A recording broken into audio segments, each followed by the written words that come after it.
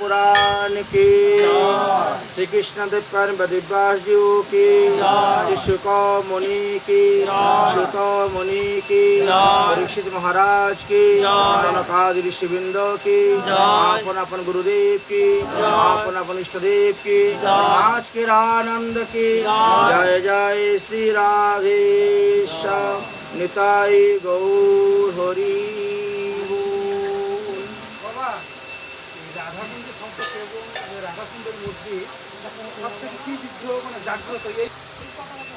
सर्व वेदांत सारहि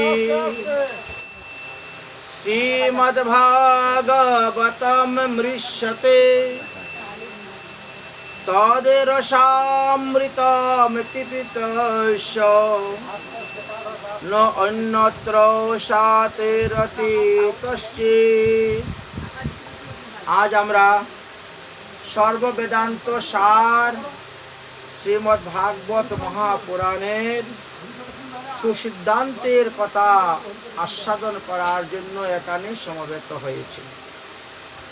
ভাগবত কি বলছেন? ভাগবত বলছেন কলৌ তো কেবলা ভক্তি ব্রহ্ম সযুজ্যকারিণী। কলিযুগে একমাত্র ভক্তি শক্তি, ভক্তির দ্বারাই ভগবানকে লাভ করা যাবে, ভক্তির দ্বারাই মুক্তি লাভ করা যাবে, ভক্তির দ্বারাই ভগবানকে পাওয়া যাবে। সেই ভক্তিটা আসবে কোথার থেকে? ভক্তি কখনো আপনা আপনি কারো হৃদয়ের মধ্যে উৎপন্ন হয় না, কারো হৃদয়ের মধ্যে আসে না। ভক্তি আসে কিসের দ্বারা? ভক্তি আসে ভক্তের সেবার দ্বারা, ভক্তের কৃপার দ্বারা। আমরা মুখে মুখে বলি গুরু কৃপাহি কেবলম, ঠিক না? এটা আমরা মুখে বলি, কিন্তু কাজের বেলায় দেখা যায় আমাদের ততটা নয়। আমরা মুখে বলি গুরু কৃপাহি কেবলম, গুরু কৃপাহি কেবলম, কিন্তু কৃপাহি কেবলম শব্দের অর্থই আমরা জানি না। কৃপা মানে তো পরে পাওয়া, পরে পাওয়া। আপনি কি করবেন? সেবা করবেন। সেবা কত প্রকার? গুরু সেবা দুই প্রকার হয়, একটা পরিচর্যারূপী সেবা, একটি প্রসঙ্গরূপী সেবা। যেমন গুরু সেবা তেমন সাধু সেবা, তেমন বৈষ্ণব সেবা। সাধু গুরু বৈষ্ণব তারা একই স্তরের, একই স্তরের। ভগবান বলছেন আমি গুরু রূপে ঘরে ঘরে দীক্ষা দিই, সভাকারে বৈষ্ণব রূপে দিই শিক্ষা। আমি দীক্ষা গুরু, আমি শিক্ষা গুরু। আমি দুটা রূপ ধরে এসে এই করি। আচ্ছা, এখন বলা হয়েছে, এখন বিভিন্ন স্থানে যাওয়ার পরে আমরা দেখতে পারি যে এক একটি গ্রামে বা এক একটি থানায় বহু বহু লোক আছেন যারা গুরুর আসনে বসেছেন, গুরুগিরি করে যাচ্ছেন, দীক্ষা মন্ত্র আদি প্রদান করে যাচ্ছেন। আচ্ছা, প্রত্যেকের উদ্দেশ্য হলো যে হ্যাঁ, মানুষ ভক্ত জীবন যাপন করুক, ভক্তি রাস্তায় অগ্রসর হোক, ভগবান পদপদ্ম লাভ করুক, আত্মার ঊর্ধ্বগতি করুক। এটাই তো উদ্দেশ্য, এছাড়া তো দ্বিতীয় কোনো উদ্দেশ্য নয়। এটা হলো প্রধান উদ্দেশ্য। ভগবানও বলছেন যে ব্যক্তি আমার কথার বক্তা, যে ব্যক্তি আমার কথা প্রচার করেন, আমার নাম, আমার রূপ, আমার লীলা, আমার গুণ বর্ণন করেন, তিনি আমার অত্যন্ত প্রিয়। যারা শ্রবণ করেন তারাও আমার প্রিয়। শ্রবণ এবং কীর্তন উভয়দেরকে বলা হয়েছে। এবার গুরুর আসনে বসার একটা অধিকার আছে। সেই অধিকার যিনি প্রাপ্ত হয়ে গুরুর আসনে বসতেছেন, তিনি নিজেও উদ্ধার হবেন, শিষ্যকে উদ্ধার করতে পারবেন। যদি সেই অধিকার প্রাপ্ত না হইয়া তিনি বসতে যান, তাহলে তিনারও লোকসান, যিনি তিনার শরণাশ্রয় করতে যাবে তিনারও লোকসান হয়ে যাবে। কোনো কোনো ক্ষেত্রে আমরা এই সমস্ত প্রমাণ দেখতে পাই। আমরা মুখে যেভাবে বলি, আমরা কাজে সেভাবে করি না বলে আমরা ভক্তিরাজ্যে অগ্রসর হতে পারি না। ভক্তিরাজ্যে অগ্রসর হতে গেলে কি করতে হবে? সাধুদের দোষ দেখা যাবে না, শুধু গুণ। হ্যাঁ, দোষের মধ্যে গুণ খুঁজতে হবে।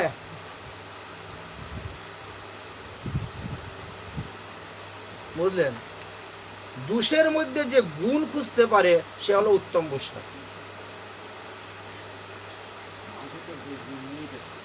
দোষ গুণ থাকতেই পারে, কিন্তু দোষের মধ্যে গুণ খুঁজতে হবে। এই যে কলিযুগের হাজারটা দোষ আছে, হাজার কেন লক্ষ দোষ, কোটি দোষ আছে কলির, কিন্তু কলির কোটি দোষ থাকা সত্ত্বেও কলির একটা মহান গুণ আছে, সেটা হলো কলিযুগে হরিনাম সংকীর্তন করলে উদ্ধার হওয়া যাচ্ছে। কলিযুগে সৎকর্ম অনুষ্ঠান করার সংকল্প করলে ফল লাভ করা যাচ্ছে। কলির একটা মহান গুণ। সুখদেব গোস্বামী পাদ কলির এই মহান গুণের এত প্রশংসা করে গিয়েছে। দোষের কথা তো আছেই না, গুণের কথা। যত উচ্চ স্তরে যাবেন দেখবেন ঝগড়াঝাটি মারামারি নেই।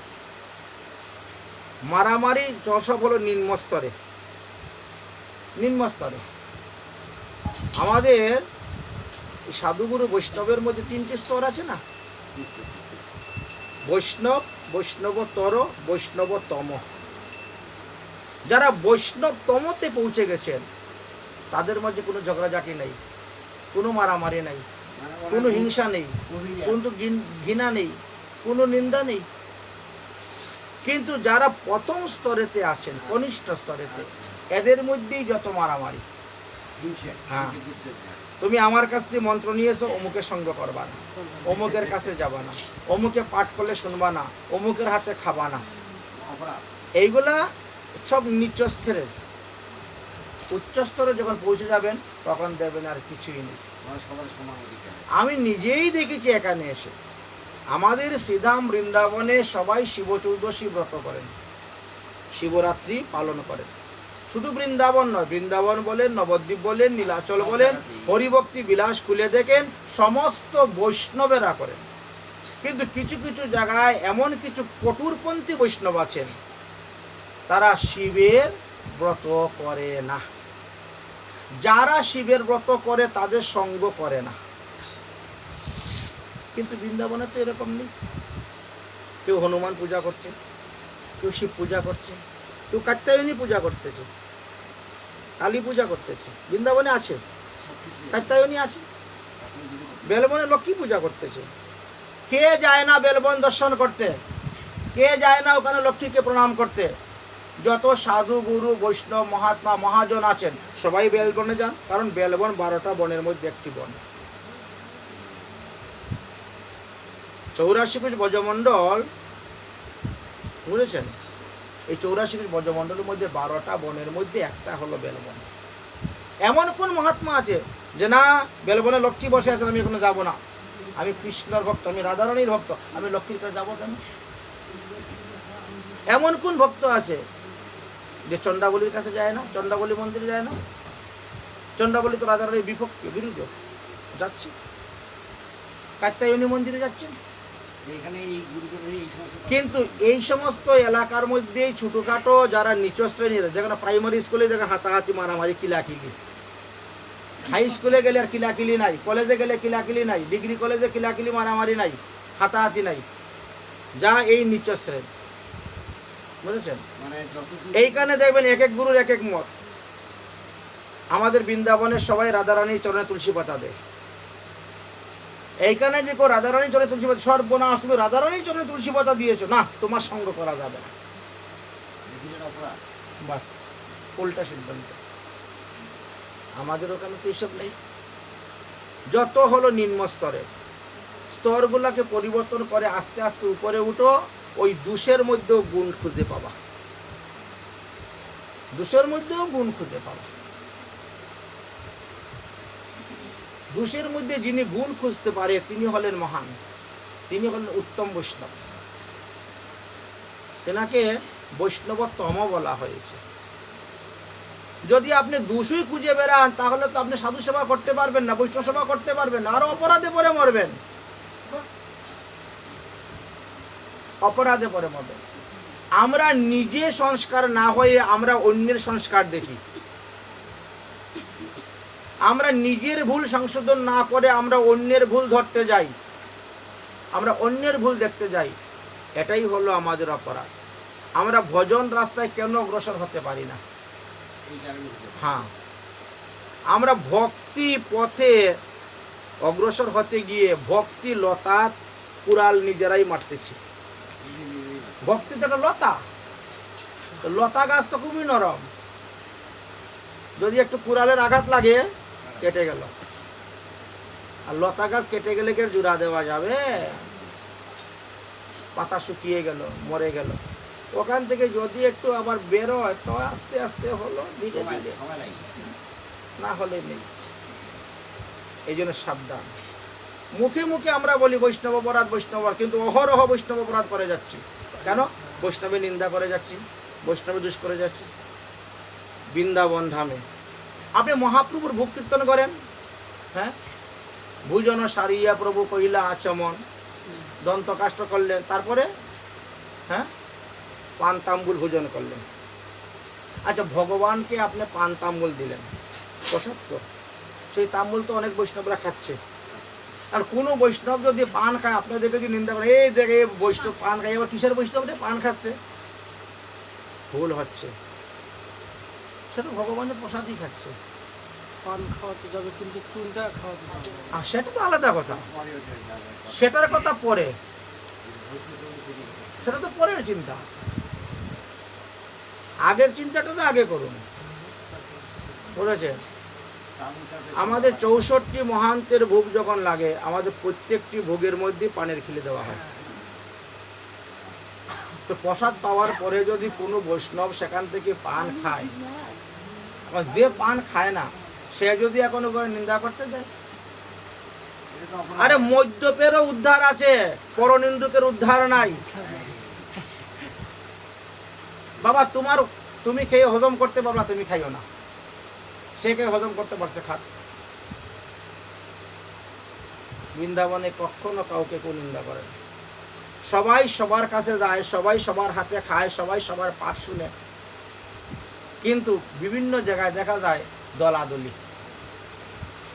ওই গুরু শিষ্যের সঙ্গে এই গুরু শিষ্য মিলবে না, এই গুরু উৎসব করলে ওই গুরু শিষ্য যাবে না, এগুলো ভালো নয়। এতে শক্তি কমে, ভজন শক্তি কমে এবং অন্যান্য শক্তিও কমে। আমরা মুখে বলি হিন্দু জুট, একটা সংস্থা বেরিয়েছে মুখে, ফেসবুকে আমরা হিন্দু সাজি, ফেসবুকে আমরা সাধু সাজি, মালা দিয়ে, তিলক দিয়ে, মোটা মোটা লেকচার দিয়ে, লম্বা লম্বা লেকচার দিয়ে সাধু সাজি, কিন্তু কাজের বেলা ঠন ঠন মদন গোপাল, কিচ্ছু নয়। ভিতরে গিয়ে দেখেন কিচ্ছু নেই। আধা ঘন্টার জন্য 1 ঘন্টার জন্য সাধু সাজে ফেসবুকে, কীর্তনে 2 ঘন্টার কীর্তন, বাস সাধু সাজে উঠে গেল, মালা দিয়ে কীর্তন দিয়ে, তারপরে আর কোনো খবর নেই। ওই সাজা সাধু সর্বনাশ করছে, বুঝেছেন? সাধু না আসে যে সাধু হও, যদি সাধু হতে পারো তাহলে লাভ, শাস্তে শাস্তে একদিন হতে পারবে, কিন্তু সাজার মধ্যে যদি অপরাধ লুকিয়ে থাকে তাহলে হওয়া মুশকিল হয়ে যায়। অপরাধটা হলো মেইন। পাপ তো সাধারণ জিনিস, পাপ থেকে সহস্র গুণ ভারী হলো অপরাধ। পাপ এবং অপরাধ দুটো এক নয়। পাপ তো সহজ, হরিনাম করলেই পাপের ক্ষয় হবে, কিন্তু হরিনাম করলে অপরাধের ক্ষয় হবে না। হরিনাম করে সদা অপরাধের বিচার, কৃষ্ণ নাম করে সদা অপরাধের বিচার। কৃষ্ণ বললেই আপনার জীব হত্যা পাপ শেষ হয়ে যাচ্ছে, কিন্তু বৈষ্ণব অপরাধ কৃষ্ণ নাম করলেও যাবে না। আর সেই বৈষ্ণব অপরাধী আমরা অহরহ করে যাচ্ছি, খালি বৈষ্ণবের নিন্দা, অমুক বৈষ্ণবে এই করলো, সেই বৈষ্ণবে এই করলো, অমুক গোসাই ওই করলো, অমুক গোসাই এই করলো, এছাড়া আর কিছু নেই। এর দ্বারা ভজন পথে কখনো অগ্রসর হওয়া যাবে না। ভজন পথে অগ্রসর করতে গেলে মনকে একেবারে মাখনের মতো নরম করা, মাখনের মতো সাদা করা, মাখনের মতো কোমল করা। দুষ দেখতে যাবেন না, দুষ চর্চা করতে যাবেন না, গুণ দেখেন, গুণের চর্চা করে যান। যদি কারোর কাছে কিছু খারাপ থাকে, দূর থেকে দণ্ডবোধ প্রণাম, ভালো থাকলে সেটা গ্রহণ করে নিয়ে আসুন। ভালোটা গ্রহণ করতে হবে, খারাপটা ত্যাগ করতে হবে। আমাদেরকে হতে হবে পরমহংসের মতো, রাজহংসের মতো, রাজহাঁস। রাজহাঁস দেখেছেন? বড় বড় হাঁস দেখেন না, রাজহাঁস? দুধে আর জলে একসঙ্গে যদি দেন, ও দুধ খেয়ে চলে যায়, জলটা পরে থাকে। আপনিও সব সাধুদের সঙ্গ করবেন, সব বৈষ্ণবের সঙ্গ করবেন, সব গুরুর সঙ্গ করবেন। যখন যেখান থেকে যত গুরুই আসুক, যেখানে যত পাঠ হোক, কীর্তন হোক, সেখানে যাবেন, সবার সঙ্গ করবেন, সবার সেখান থেকে ভালো জিনিসটা গ্রহণ করে নিয়ে আসবেন। বাস, হ্যাঁ, ভালোটা গ্রহণ করে নিয়ে আসবেন। যেটা দেখবেন যে হ্যাঁ এটা গ্রহণযোগ্য, এটা ভালো, সেটা গ্রহণ করে নিয়ে আসবেন। যাওয়া নিষেধ নেই। বৈষ্ণব সঙ্গ না করলে জানবেন কোথার থেকে, শিখবেন কোথার থেকে?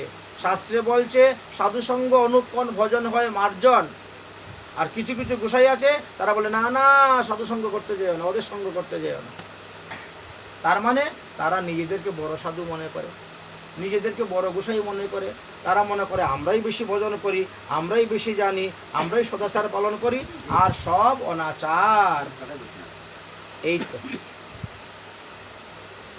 আজকালকের যুগ তো কলিযুগ। কলিযুগের চালন, চালনি সুইয়ের ছিদ্র দেখে। চালনি দেখেছেন? চালনি, আটা চালনি, কতগুলো ছিদ্র আছে আটা চালনির মধ্যে? হ্যাঁ, আর ছিদ্রে সুইয়ের একটা ছিদ্র। ওই ওই চালনি বলে এই সুই দেখ তোর পাশার মধ্যে ফুটা। ভাই তোমার শক্তি বেশি তো, এই জন্য 3টা আঙ্গুল তোমার দিকে আর 1টা আঙ্গুল আমারে দেখাচ্ছ। তোমার শক্তি বলছে এই দেবে রেখে দিয়েছো, ঠিক না? 3 আঙ্গুল তো তোমার দিকে, দেখ তোর পাশার মধ্যে ফুটা। সুইকে বলতেছে। আর নিজের কতগুলা দোষ, শক্তি বেশি বলে দেবে রেখে দিচ্ছে। এই অবস্থা হয়েছে আজকে। অতএব যদি দোষ দেখতে যাও, তাহলে ভজন সঙ্গে অবসর হতে পারবা না। সাধুসঙ্গ করো, সৎসঙ্গ করো, করতে করতে করতে করতে দেখবে একদিন উত্তম সাধুসঙ্গ হয়ে যাবে। সাধুসঙ্গ, বৈষ্ণব সঙ্গের দ্বারা কি হয়? আমাদেরকে সাধু সেবা, সেবা 2 প্রকার, একটা পরিচর্যারূপী সেবা, একটা প্রসঙ্গরূপী সেবা। যে কোনো সাধুগুরু বৈষ্ণবের আমরা তন মন ধন দিয়ে সেবা করতে পারি।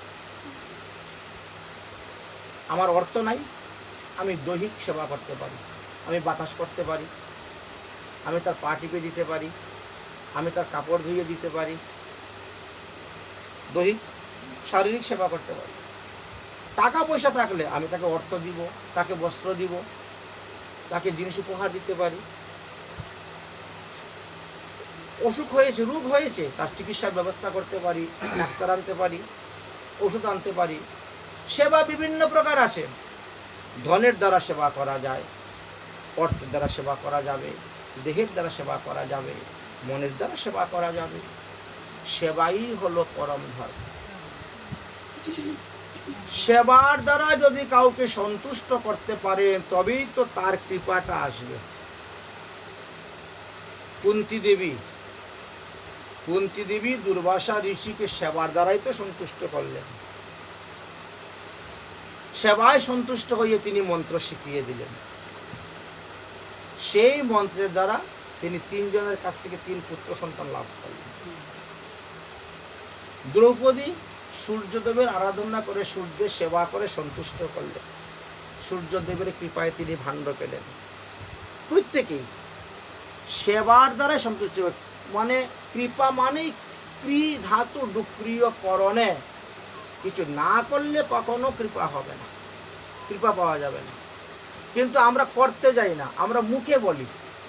কীর্তনের মধ্যে যখনই বসবেন দেখবেন গুরু বন্দনা করতে গিয়ে মহাজনে তো এইটুকু মাত্র গুরু বন্দনা করেছেন, আর আমরা আখর লাগাতে লাগাতে লাগাতে লাগাতে 3 হাত লম্বা, 4 হাত লম্বা, 5 হাত লম্বা, 1 ঘন্টায় গুরু বন্দনা শেষ হয় না।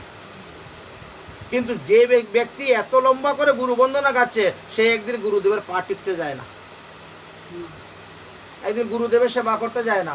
এইখানে বসে নিজে কাঁদবে, আসরকে কাঁদাবে, আমার গুরু ভজন হলো না গো, একবারে কেঁদে শেষ। কিন্তু গুরু যদি বাড়ির কাছে এসে বসে থাকে, তাও দেখতে যায় না। ওই রকম সারা জীবন কেঁদে চোখ অন্ধ হলেও লাভ হবে না, আর চিল্লাইয়া গলা দিয়ে রক্ত বের করে দিলেও লাভ হবে না, গুরু কৃপা হবে না। কৃপা মানে করে পাওয়া। খোঁজে পাওয়া। ঘরে বসে গুরু কৃপাহি গুরু কেবলম, গুরু কৃপাহি কেবলম, আমার গুরু বোধন হলো না গো বলে কাঁদলে কোনো লাভ হবে না। যেতে হবে, সেবা করতে হবে, তবে গিয়ে লাভ হবে, আর না হলে হবে না। এই জন্য আমরা অভিনয়টা করি বেশি, নাটকটা করি বেশি, আমরা কাজে করি কম। সাধন ভজন যে করি আমরা সাধন ভজন করি মান যশ প্রতিষ্ঠার জন্য, লোক দেখানোর জন্য। কিন্তু সাধন ভজন তো প্রতিষ্ঠার জন্য নয়, লোক দেখানোর জন্য নয়, মান যশের জন্য নয়। কলিযুগের লোক ধর্ম করে প্রতিষ্ঠার জন্য। অথচ আমাদের মহাজনগণ কি বলছে? মান যশ প্রতিষ্ঠা শকুরের বিষ্ঠা। শকুরের বিষ্ঠার মতো পবিত্র, আর সেটাকেই আমরা চাই। ধর্ম করতে গিয়েও আমরা ওইটাই খুঁজি। তাহলে আমরা অগ্রসর হব কেমন করে ধর্মপথে? একদিন যদি একটু ধর্মপথে এক পা অগ্রসর হই, পরের দিন 3 পা পিছে নেমে চলে আসি। অনুষ্ঠান শেষ, নেমে গেলাম। অনুষ্ঠান দেখাইতে গিয়ে 2 পা 3 পা আগিয়ে গেলাম। অনুষ্ঠান শেষ, আবার পিছনে নেমে চলে আসলাম। এই জন্য আমরা অগ্রসর হতে পারি না। বড় সুন্দর একটা দৃষ্টান্ত দিয়েছেন, সেই দৃষ্টান্তের কথাটাই আমি বলবো, শোনো। আমরা সবাই ভালো গুরু ধরতে চাই, উত্তম গুরু ধরতে চাই, বড় গুরু ধরতে চাই। কিন্তু আমি নিজে যদি সাধন ভজন না করি, যত বড়ই গুরু ধরি না কেন, কোনো লাভ হবে না। গুরুদেব আপনাকে কি দিবেন? ভক্তিলতার বীজ দিবেন। ভ্রমিতে ভ্রমিতে কোন ভাগ্যবান জীব গুরু কৃষ্ণ প্রসাদে পায় ভক্তিলতার বীজ। বুঝলেন? গুরুদেব আপনাকে ভক্তিলতার বীজ দিবেন। সেই বীজ কি করবেন? মালি হইয়া সেই বীজ করহ রোপণ। তোমাকে মালি সাজতে হবে। মালাকার, মালি, মালি কাজ করে। মালি হইয়া সেই বীজ করহ রোপণ। রোপণ করলেন, যদি দেখেন যে ভক্তি লতার বীজ থেকে অঙ্কুর হচ্ছে না, তার কি করতে হবে? জল দিতে হবে, চাষাদের মতন। এটাও চাষ। কি করবেন? শ্রবণ কীর্তন রূপী জল তাতে করহ সেচন। শ্রবণ করবেন কোথায় গিয়ে? সাধুমুখী তো হরিকথা শ্রবণ করবেন। সেই সাধু সঙ্গ যদি না করো, আগেরকার দিনে মানুষ গুরুগৃহে গিয়ে গুরুকুলে বাস করে এই সমস্ত শিখে আসত। এখন গুরু বাড়িতে এসে শিখাতে পারে না। বুঝেছেন? গুরু যদি বাড়িতেও আসে, গ্রামেও আসে, সময় নেই। 24 ঘন্টার মধ্যে 1 ঘন্টা যে গুরুদেবের কাছে বসে একটু ধর্মকথা শুনবো, সেই সময় নেই। একটু শিখবো, সেই সময় নেই। সাধন ভজনে অগ্রসর হব, সেই কিছু নেই। আসেই, বাবা আমার বৌমার ঘরে যেন নাতি হয়, ছেলেটা যেন এবার মাধ্যমিক পাস করতে পারে, হ্যাঁ আমার যেন একটা চাকরি হয়, ব্যবসাটা যেন ভালো হয়। এ দেখেন, আচ্ছা গুরুদেবের সঙ্গে তো পরমার্থিক সম্পর্ক। তোমরা জাগতিক সুখ কেন চাইতে যাচ্ছ গুরুদেবের কাছে? ভজন রাস্তায় কিভাবে উন্নতি হবে, ভক্তি মন্দিরে প্রবেশ করতে গেলে 9টা সিঁড়ি কিভাবে পার হতে হবে, সেই দিকে কোনো লক্ষ্যই নাই। ভক্তি মন্দিরে প্রবেশ করতে গেলে 9টা সিঁড়ি, আমরা খালি মুখেই বলি, হ্যাঁ এই মনে অবিলাস বিলাস কুঞ্জে দিও বাস, বললেই বিলাস কুঞ্জে বাস দিয়ে দিবেন। হ্যাঁ তুলসী দেবী, বিলাস কুঞ্জে বাসের যোগ্যতা অর্জন করতে হবে, তো তবে তো বিলাস কুঞ্জে বাস করতে পারবেন। হ্যাঁ বিলাস কুঞ্জে বাস করতে গেলে যোগ্যতা অর্জন করতে হবে। হ্যাঁ সখীর অনুজ্ঞা হইব। সখীর অনুজ্ঞা হওয়া এত সহজ? সখীর অনুজ্ঞা হতে গেলে তোমাকে মঞ্জুরি স্বরূপে ভজন করতে হবে। কুঞ্জ সেবা পেতে গেলে মঞ্জুরি স্বরূপে ভজন করতে হবে। কুঞ্জ সেবা তো এত সহজ নয়। তোমাকে রাগানুগা মার্গে প্রবেশ করতে হবে। আনুগত্য ভজন এইগুলা। তুমি যদি অনুগতই হও না হও তো ভজন কোথা থেকে তুমি শিখবে? অনুগত হতে হবে। হ্যাঁ, রূপাদি গোস্বামীগণের অনুগত হতে হবে, রূপাদি মঞ্জুরিগণের অনুগত হবে, ললিতাদি সখীগণের অনুগত হয়ে ভজন করতে হবে। কিন্তু অনুগত তো হতে চাচ্ছে না। অনুগত মানে কি? তাদের মত, তাদের পথ মেনে চলা। তাদের মত যদি না মানো, নিজের মত নিজের পথ মেনে চলো, তাহলে কোথায় হলো? তাহলে সেটা হবে না। আমরা যতই বলি না কেন, তুলসী দেবীর কাছে প্রার্থনা করি না কেন, তুলসী দেবী মুখে বলে কাজে তো করে আরেক, তাকে দিব কেমন করে?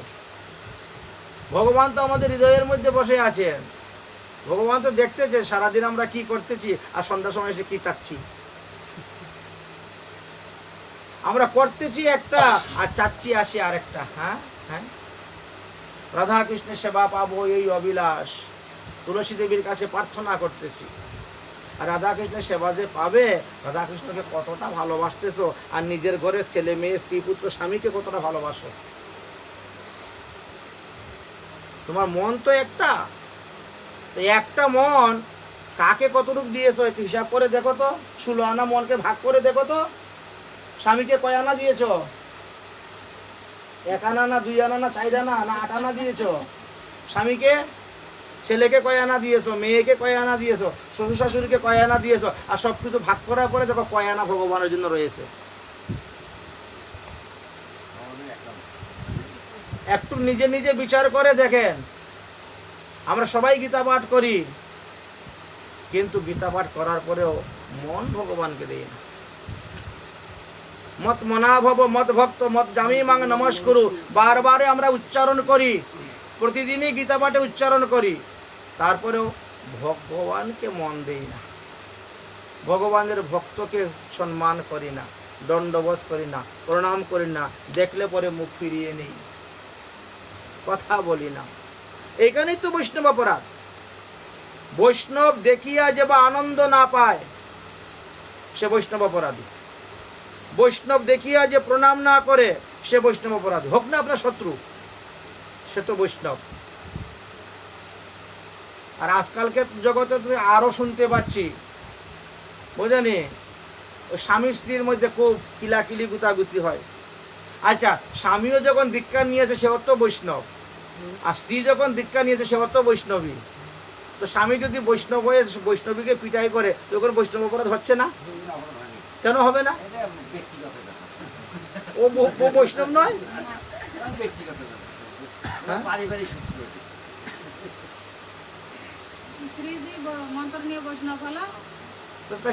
সেও তো বৈষ্ণব।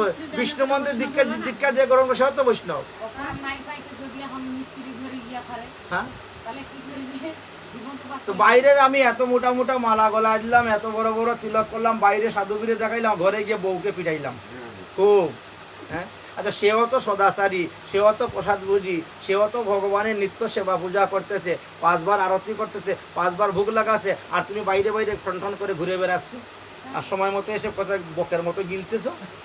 সে হলো সেবক আর তুমি হলো বক। তুমি কিন্তু সেবা পূজা করো না। আমি বিভিন্ন জায়গায় দেখেছি, এমন এমন বাড়ি আছে পুরুষ লোক ঠাকুর করে ঢুকেই না, ঠাকুর করে ঢুকেই না, চিনে না কোথায় তুলসী দিতে হয় আর কোথায় চন্দন দিতে হয়, কিভাবে ভোগ লাগাইতে হয়, কিভাবে আরতি করতে হয়। সেও বিষ্ণু মন্ত্রে দীক্ষা গ্রহণ করেছে, বুঝেছে? ঠিক আছে, তুমি বাইরে যাচ্ছ, ঘুরতেছো, ইনকাম করতেছো, টাকা নিয়ে আসতেছো, স্ত্রী গৃহে থাকতেছে, রান্না করতেছে, ভগবানের ভোগ দিচ্ছে, প্রসাদ তৈরি করে রাখতেছে, তুমি এসে সেবা করতেছো। এবার প্রসাদের মধ্যে যদি লবণ বেশি হয়ে যায় তাও খিল, ঝাল বেশি হয়ে এলো খিল, স্বাদ না হলো খিল, সবসময়। তাহলে প্রসাদের মহিমাটা হইল কি? যদি যদি সবসময় যদি এই হতে থাকে, তাহলে সেখানে হলোটা কি বলেন তো? আমি তো এইটাই চিন্তা করে পাই না। যে এরা যে মুখে মুখে এত বৈষ্ণব বৈষ্ণব বৈষ্ণব বৈষ্ণব করে, তুই বৈষ্ণব মুই বৈষ্ণব আরেক বৈষ্ণব ঘরে, সবই তো বৈষ্ণব। এই জগতে সব বৈষ্ণব, বুঝেছেন? সবাই আমরা যদি অপরাধের কথা বিচার করতে পারি, সুরকে সুর বলো আমাদের অপরাধ। এবার আপনি কোথায় যাবেন? যে চুরি করেছে তাকে সুর বলো অপরাধ। সূক্ষ্ম বিচারে গেলে পরে এমনই বুঝতে পারবে। আগে নিজে সংস্কার হও, আগে নিজে শুদ্ধ হও, আগে নিজের ছিদ্রগুলা বন্ধ করো, নিজের দোষগুলা বন্ধ করো। অন্যের দোষ দেখতে যাবেন না, কারণ তেজীয় সঙ্গ ন দোষায়, তার তেজ আছে, হতে পারে, করতে পারে। আমার তেজ নেই, আমি পারছি না, তাই কি হয়েছে? বাস এইটা মনে রেখে আপনাকে ভজন করে যেতে হবে। অন্যের দোষ দেখতে যাবেন না, অন্যের দোষ দেখলেও সেটা সমালোচনা করতে যাবেন না, ভজন কর। ওই দোষের মধ্যে একটা গুণ লুকিয়ে আছে। ভক্তি মহারানী কলির দোষ দেখতে গেলেন, কলির দোষ দেখতে দেখতে শেষ পর্যন্ত পরীক্ষিতের দোষ। ভক্তি মহারানী পরীক্ষিত যদি কলিকে বধ করতেন সেই সময়ে, তখন আমার ছেলের এই দুরবস্থা হতো না। চিন্তা করতে পারছে? দেবশ্রী নারদ তখন বুঝাইলেন যে পরীক্ষিত মহারাজ ছিলেন সারগ্রাহী, এই জন্য তিনি কলিকে বধ করেন নাই, নাহলে কলিকে তিনি তখনই মেরে দিতে পারতেন, বধ করতে পারতেন। কিন্তু তিনি দেখেছেন কলির হাজার লক্ষ লক্ষ দোষ থাকলেও কলির একটা মহান গুণ আছে, অতএব তাকে মারা যাবে না, তাকে সেরা যাবে না, তাকে রাখতে হবে। ঠিক তেমনি ভাবে দোষে গুণে সব মিলিয়েই আমরা আছি। তো হাজারটা দোষের মধ্যেও প্রতিটা মানুষের মধ্যে একটা না একটা মহান গুণ থাকে, সেই গুণটাকে দেখতে হবে, সেই তার গুণটাই গ্রহণ করতে হবে। তারই একটা দৃষ্টান্ত দেওয়ার জন্য এখন আপনাদেরকে বলছি। এক রাজার এক কন্যা ছিল, সেই কন্যার নাম ছিল বৈরাগীবতী। এটা রাজা নাম রেখেছেন মেয়ের স্বভাব চরিত্র দেখে, কারণ মেয়ে ছোটবেলা থেকেই ভক্তিমতী। যত বড় হচ্ছে ততই তার ভক্তি ততই বেড়ে যাচ্ছে। যখন তার 10-12 বছর বয়স হয়েছে, তখন সে আর বাড়ি ঘরে থাকতেই চায় না। আমাকে কোনো তীর্থে নিয়ে দিয়ে আসে, আমারে কোনো ধামে দিয়ে আসে, বাড়িতে ভালো লাগে, বিষয়ে ভালো লাগে না, বিষয়ের কথা শুনতে ভালো লাগে না, হরি কথা শুনতে ভালো লাগে, সাধুসঙ্গ করতে ভালো লাগে, ঠাকুরের সেবা পূজা করতে ভালো লাগে। হ্যাঁ, এই জন্য রাজা তার নাম দিলেন বৈরাগীবতী। আচ্ছা, এখন রাজার একটাই মাত্র মেয়ে, এত আদরের মেয়েকে সে কোথায় দিয়ে আসবে? আচ্ছা, তখন রাজা কি করলেন, তিনার ফুল বাগানের মধ্যে, ফুল বাগান তুলসী বাগানের মধ্যে একটা মন্দির তৈরি করে দিলেন, একটা ঘর তৈরি করে দিলেন, দিয়ে বলে তুই এইখানেই থাক,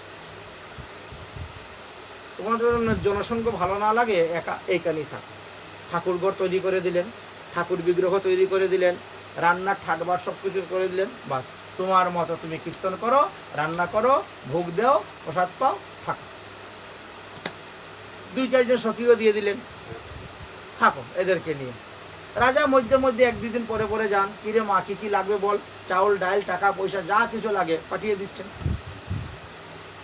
বেশ ভালো চলছে।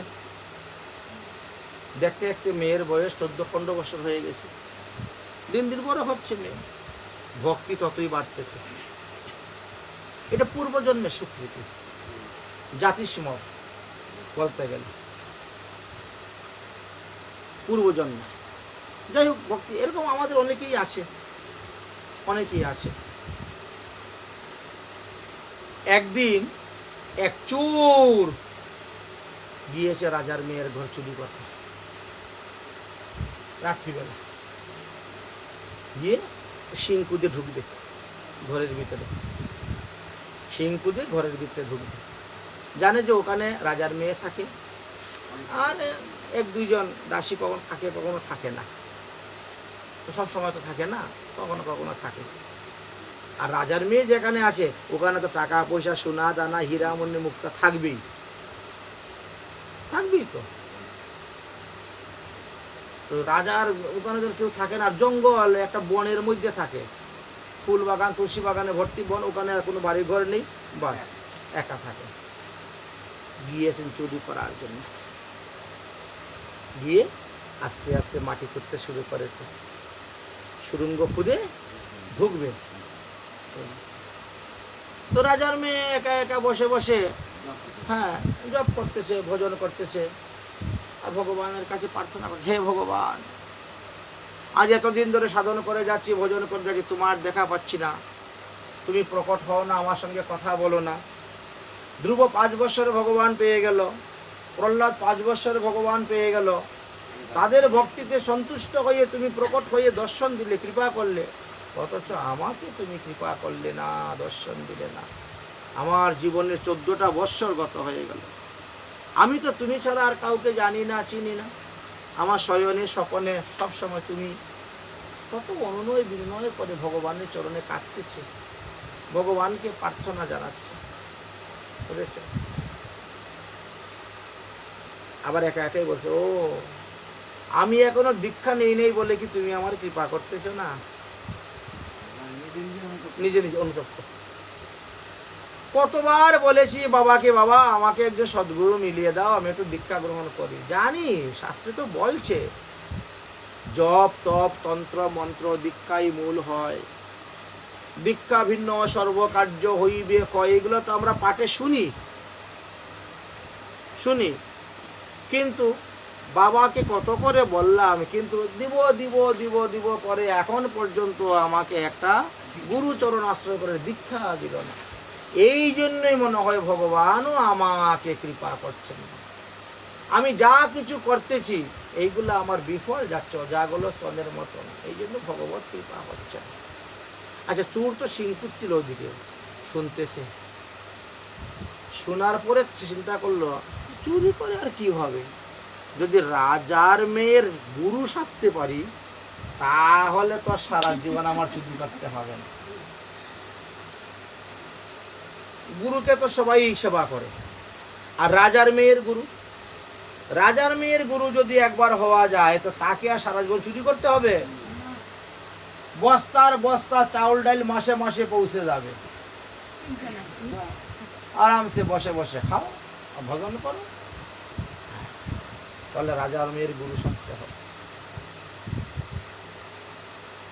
ওখান থেকেই চুর চলে গেল, হ্যাঁ গুরু সাজতে হবে।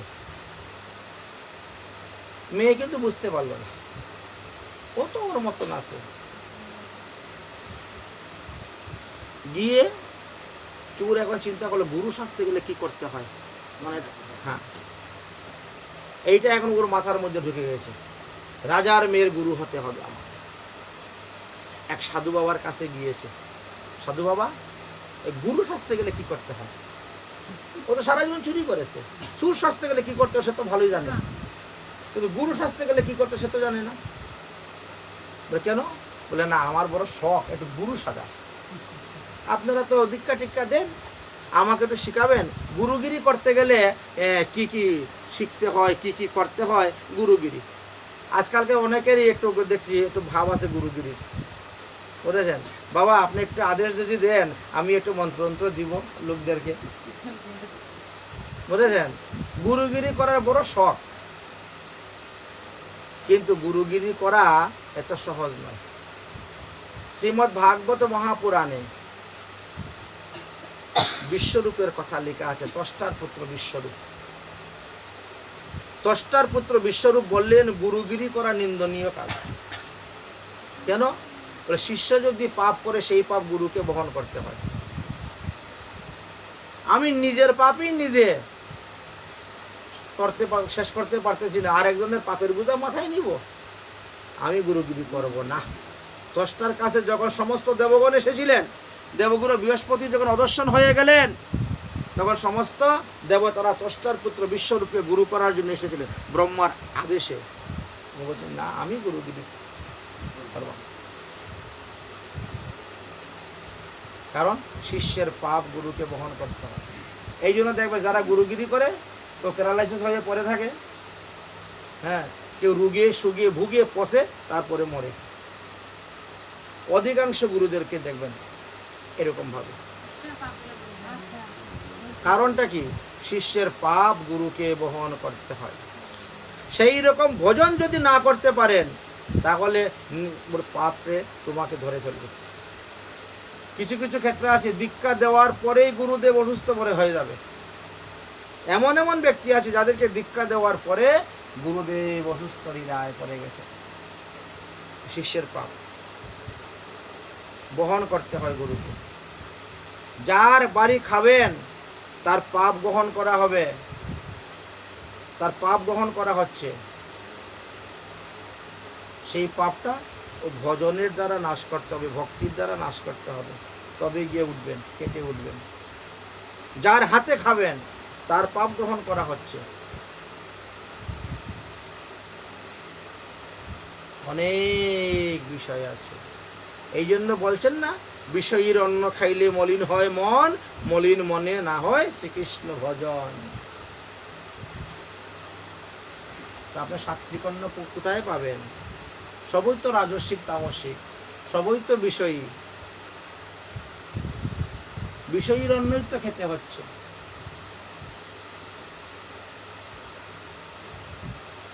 ওনার গুরুগিরি করার বড় শখ।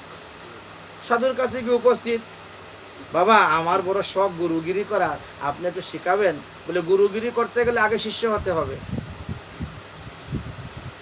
আগে তুমি আমার কাছ থেকে মন্ত্র নিতে হবে, আমার কাছ থেকে মন্ত্র নিতে হবে, দীক্ষা নিতে হবে, শিক্ষা নিতে হবে।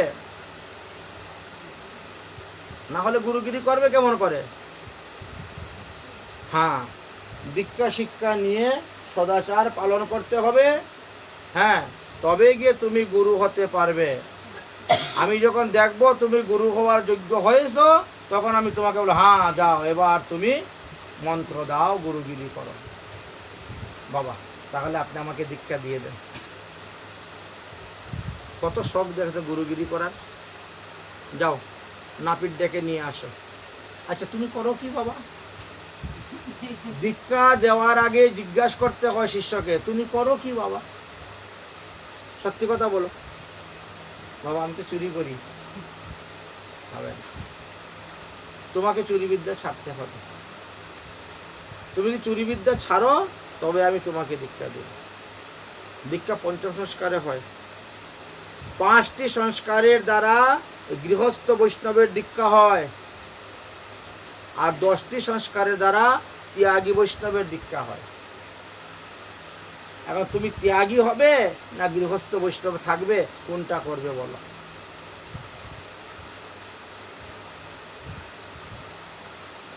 বলছে না এখন আপাতত গৃহস্থ বৈষ্ণবের দীক্ষা নেই, পরে ত্যাগী বৈষ্ণবের দীক্ষা নিব। আচ্ছা ঠিক আছে, তাহলে পঞ্চসংস্কার যাও মস্তক মুন্ডন করে আসো। মস্তক মুন্ডন করে আসছেন, যাও তীর্থ স্নান করে আসো। গঙ্গার জলে স্নান করে আসলে মালা তিলক দিয়ে সংস্কার করাইয়া মন্ত্র দিয়ে দিলেন। মন্ত্র দিয়ে বললেন 1 মাস তুমি গুরুগৃহে বাস করতে হবে। দীক্ষার পরে শিক্ষা। না শিখলে তুমি ভজন করবে কেমন করে, সাধন করবে কেমন করে, গুরুগিরি করবে কেমন করে? শিখতে হবে তো তোমাকে। কিভাবে ভোগ লাগাতে হয়, কিভাবে পূজা করতে হবে, কিভাবে আচমন করতে হবে, কিভাবে আরতি করতে হবে, হ্যাঁ, কিভাবে বৈষ্ণব সম্ভাষণ করতে হবে, এগুলো শিখতে হবে। না শিখলে তো অপরাধে পদে পদে অপরাধে মরবে। 10 প্রকার নাম অপরাধ, 10 প্রকার ধাম অপরাধ, 6 প্রকার বৈষ্ণব অপরাধ, 32 প্রকার সেবা অপরাধ। বৈষ্ণব হতে গেলে আগে এইগুলাকে আগে ভালো করে লক্ষ্য রাখতে, ফলো রাখতে হবে। এইগুলা ফলো রেখে তারপরে তোমাকে অগ্রসর হবে। ভক্তিপথ অগ্রসর হতে পারবা না। এইগুলো তো আমাদের ছিদ্র। একটা কলসের মধ্যে যদি এতগুলা ছিদ্র থাকে তাহলে যতই জল ঢালো না কেন বাবা, কলস আর ভরবে না। বাস 32 প্রকার সেবা অপরাধ, এখানে 32টা ছিদ্র পেয়ে গেলেন। 10 প্রকার ধাম অপরাধ, 32 আর 10 42টা হয়ে গেল। 10 প্রকার নাম অপরাধ, 42 আর 10 52টা হয়ে গেল। 6 প্রকার বৈষ্ণব অপরাধ, তাহলে 52 আর 6 58। মানে একটা কলসের মধ্যে যে 58টা ছিদ্র থাকে, বলেন তো আপনি যতই জল দেন না কেন ও কি আর ভরবে কখনো? হ্যাঁ, এই জন্য আগে ছিদ্রগুলা বন্ধন করার জন্য এই জন্য শিক্ষার প্রয়োজন আছে। আর আমরা তো দীক্ষা নিয়েই বাস পুরুষ দিলাম, শেষ। আর গুরুদেবের সঙ্গে সম্পর্ক নাই, হাই হ্যালো নাই, রাধে রাধেও নাই, হরে কৃষ্ণ নাই, বুঝলেন? দিনের পর দিন অন্যদের সঙ্গে ফোন করে করে কথা বলবো, কিন্তু গুরুদেবের সঙ্গে, গুরু বাঘ ভাল্লুক সিংহ গুরুদেব খেয়ে ফেলবে গুরুদেবকে ফোন করলে, বুঝলেন? বাস। মন্ত্র কিসের জন্য নিলেন? মন্ত্র কি দেহ শুদ্ধ করার জন্য নিচ্ছেন না ভজন করার জন্য নিচ্ছেন? আজকালকার লোক ভজন করার জন্য মন্ত্র নেই কজনে? সব দেহ শুদ্ধ করার জন্য মন্ত্র নেই। আজকে আমি তোমাকে দেহ শুদ্ধ করিয়ে মন্ত্র দিয়ে চলে গেলাম, কালকেই তুমি দেহ অশুদ্ধ করে দিলে। মাছ খাইয়া, মাংস খাইয়া, মদ খাইয়া, বাস তোমার দেহ রইল শুদ্ধ? তো এমন শুদ্ধতার কি দাম রয়ে গেল? কিছুই নাই। এটা দেহটাকে শুদ্ধ করার জন্য দীক্ষা। সেই দেহটাকে অপবিত্র করে দিলে, অশুদ্ধ করে দিলা তুমি। এই জন্য চুরকে বলছে, এই আজকে থেকে চুরি বিদ্যা ছেড়ে দিতে হবে, আর মন্ত্র নিয়ে আমার এখানে তোমাকে থাকতে হবে। আচ্ছা ঠিক আছে গুরুদেব, তাই এটা তাড়াতাড়ি গুরুগিরি শিখতে চাই, বলে তাড়াতাড়ি শিখাবো, তুমি যত অগ্রসর ততই তাড়াতাড়ি শিখাবো। ঠিক আছে, দীক্ষা মন্ত্র দিলেন, দাদার সঙ্গে তিলক কীভাবে করতে হয় শিখালেন, হরিনাম মালা কীভাবে জপ করতে হয় শিখালেন, গীতা ভাগবত পাঠ কীরকম করতে শিখালেন, রান্নাবান্না কীরকম হবে, ভোগ করে কীরকম দিতে হয়, আরতি কীরকম শিখতে হয়, সব শিখালেন। হ্যাঁ, সব কিছু শিখাই 1 মাসের মধ্যে কমপ্লিট করে দিলেন। বাবা এবার আমি, হ্যাঁ এবার তুমি পাকা হয়ে গেছো, এবার তুমিও গুরুগিরি করতে পারবা। তোমার যখন গুরুগিরি করার বড় শখ, যাও, তোমার আদেশ দিলাম, যাও গুরুগিরি করো। গুরুদেবের কাছ থেকে আদেশ নিয়ে, কাদের মধ্যে ভিক্ষার ঝুলি নিয়ে আর করতাল একটা নিয়ে কীর্তন করতে হতো সোজা রাজার মেয়ের বাড়ির দিকে, বুঝলেন? সোজা রাজার মেয়ের বাড়ির দিকে, ওই মন্দিরের দিকে, আর কোথায় নয়। ওই আগে রাজার মেয়ের গুরু হতে হবে, তাহলে আর জীবনে আর কিচ্ছু লাগবে না, বুঝেছেন? আমাদের মধ্যে কিছু কিছু লোক আছে বড় বড় মাথা দেখে যায় শিষ্য করার জন্য, 10 জন 20 জন 50 জন লোক লাগাবে তাকে বোঝানোর জন্য, দীক্ষা নেওয়ার জন্য। এমনও কিছু কিছু সম্প্রদায় আছে, ঘরে ঘরে এসে আপনাদেরকে বুঝাবে, দেখো আমার এই গুরুদেবের কাছে দীক্ষা নেওয়া, ওনার কাছে দীক্ষা নেওয়ার পর আমার চাকরি হয়ে গেছে, ওনার কাছে দীক্ষা নেওয়ার পর আমার ছেলে হয়েছে, ওনার কাছে দীক্ষা নেওয়ার পরে আমার 5 তলা বিল্ডিং হয়েছে, তুমিও নেও। এরকম এসে আপনাকে বুঝাবে, মাথা টিপে বলাবে। এরকম কিছু কিছু সম্প্রদায় আছে। কিন্তু আমাদের গুরুদেবের আদেশ হয়েছে, আগ্রহ হয়ে যদি কেউ তোমার কাছে আসে, শ্রদ্ধা ভক্তি নিয়ে আগ্রহশীল হয়ে যদি তোমার কাছে কেউ এসে তোমার কাছে চায়, তবে তুমি তাকে দীক্ষা দিবে। তুমি গিয়ে তাকে বুঝাইয়া দীক্ষা দিতে যাইবে না, আমার কাছ থেকে দীক্ষা নিলে তোমার এই হবে সেই হবে। সম্প্রদায় বৃদ্ধির জন্য দীক্ষা দিলে পরে অপরাধ আছে, পাপ আছে। এই জন্য বলছে বহু শিষ্য না করিবে, বহু গ্রন্থ না পড়িবে, এইগুলোর কারণ আছে। উনি তো লুবে যাচ্ছেন। রাজার মেয়ের গুরু হতে পারলে বাস আর লাগবে না জীবনে কিছু। কাদের মধ্যে ভিক্ষার ঝুলি একটা নিয়েছেন আর কীর্তন করে করে রাজার মেয়ের বাড়ির দিকে রোয়ানা। রাজার মেয়ে দেখছে বাবার একজন সাধু দিকে আমার বাড়ির দিকে কীর্তন করে করে আসছেন। হায় হায় রে, আজ 14-15 বছর বয়স হয়ে গেছে, কোনোদিন তো কোনো সাধু আমার বাড়িতে আসে নাই। নিশ্চয়ই পূর্বজন্মের আমার কোনো সুকৃতি ছিল। আজকে আমার বাড়িতে সাধু আসতেছে। পাঠে আমরা শুনি, অল্প ভাগ্যে সাধু দর্শন পাওয়া যায় না, অল্প ভাগ্যে কোনো বৈষ্ণব কারো গৃহে আসে না। বহু জন্মে স্বীকৃতি থাকলে তবেই বৈষ্ণবের চরণধূলি বাড়িতে পড়ে। মেয়েটার মনে তখন বড় নির্ভেদ উপস্থিত হয়ে গেল। ঘর থেকে বেরিয়ে দৌড়ে গিয়ে রাস্তার মধ্যে প্রণাম, সাধু বাবা প্রণাম করে হাত ধরেছে, আসুন বাবা আসুন আসুন আমার গৃহে আসেন। কত আনন্দ, কত ফুর্তি, হা। কিন্তু উনি কিন্তু চুর মহারাজ, নাম্বার 1 চুর। ওনার ধান্দা হলো চুরি করা, জিনিসের প্রতি খুব লোভ, পরদ্রব্য লোভ। রাজার মেয়ে হাত ধরে নিয়ে ঘরের ভিতরে এনে বসিয়েছে। এবার চিন্তা করছেন, বাহ, আগে সিংকুদে ঢুকার ছিল, আগে সিংকুদে গর্ত করে রাজার মেয়ের বাড়ি ঢুকবে, আর এখন রাজার মেয়ে দেখো হাত ধরে এনে ঘরে ঢুকাচ্ছে।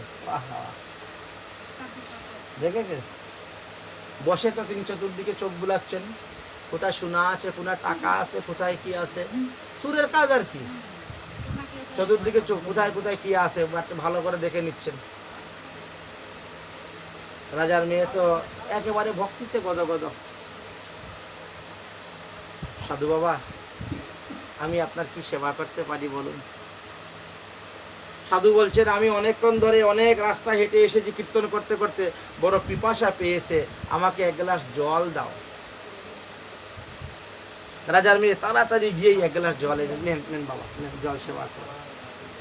জলটা হাতে নিয়ে, এই বসো, জলটা হাতে নিয়ে বলছে, তুমি যে আমারে জল দিলে গো, তোমার কি দীক্ষা হয়েছে? না বাবা, আমার তো দীক্ষা হয়নি। না না, তাহলে তোমার হাতে জল খাবো না। দেখেন কিভাবে রাস্তায় আনতে হয়, জানতে হবে পদ্ধতি। উনি শিখে নিয়েছেন গুরুগিরি কিভাবে করতে হয়, কিভাবে রাস্তায় আনা যায়। তোমার দীক্ষা হয় নাই, তোমার হাতের জল খাবো না। তোমার হাতের জল কুকুরের প্রস্রাবের সমতুল্য পবিত্র। অধিকৃত ব্যক্তির হাতের জল খাওয়া যাবে না। নাও, তোমার জল তুমি রাখো, আমি চললাম। মেয়েটার মনে তো আরো দুঃখ, সর্বনাশ। হ্যাঁ, আমার বাড়িতে একজন বৈষ্ণব আসলো, আর আমি তারে এক গ্লাস জলও সেবা করাতে পারলাম না। এমন মনুষ্য দেহ দেখে কি লাভ? যেই দেহ দিয়ে একজন বৈষ্ণবের সেবা করা যাবে না, আমার হাতের জল একজন সাধু গ্রহণ করছে না, তাহলে ভগবান কোথা থেকে গ্রহণ করবে? সাধুই গ্রহণ না করলো তো ভগবান কোথা থেকে গ্রহণ করবে?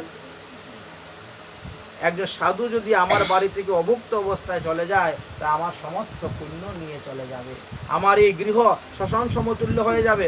আমরা খালি শাস্ত্রে শুনি, সাধুমুখে শুনি, কিন্তু কাজে এগুলো ব্যবহার করি না। কিন্তু মেয়েটা কাজে ব্যবহার করতেছে, চিন্তা করতে সর্বনাশ, আমার তো বিরাট বড় অপরাধ হয়ে যাচ্ছে। সাধু চলে যাচ্ছে, দৌড়ে গিয়ে উপস্থিত, দাঁড়াও দাঁড়াও সাধু বাবা, দাঁড়াও দাঁড়াও। দাঁড়িয়ে কি হবে রে মা, তুমি তো অধিকৃত। অধিকৃত ব্যক্তির হাতের জল অন্ন গ্রহণ করা নিষিদ্ধ শাস্ত্রে। অতএব তোমার এখানে বসে আমার লাভ নেই। ওই একবার চোখ বুলিয়ে দেখে নিয়েছে, ঘরের কোথায় সোনা আছে, কোথায় টাকা আছে, কোথায় পয়সা আছে, কোন দিকে ঢুকলে সুবিধা হবে, কোন দিকে বেরোলে সুবিধা হবে, সব দেখে নিয়েছে সুরের। হ্যাঁ, বলেছেন তোমার ঘরের কোথায় কি আছে, ওই একজন এসে দেখে আরেক সুরকে বলবে, সে এসে চুরি করে চলে যাবে, তুমি বুঝতে পারবা না। সুরে সুরে খুব ভালো যুক্তি আছে। দৌড়ে গিয়ে উপস্থিত রাজার কন্যা, বাবা আপনাকে আমি যেতে দিব না, আপনি সেবা করে। কেমন করে তোমার হাতে সেবা করব? তুমি অধিকৃত, তাহলে আপনি আমাকে দীক্ষা দিয়ে আমার হাতে সেবা জল গ্রহণ করে যাবেন।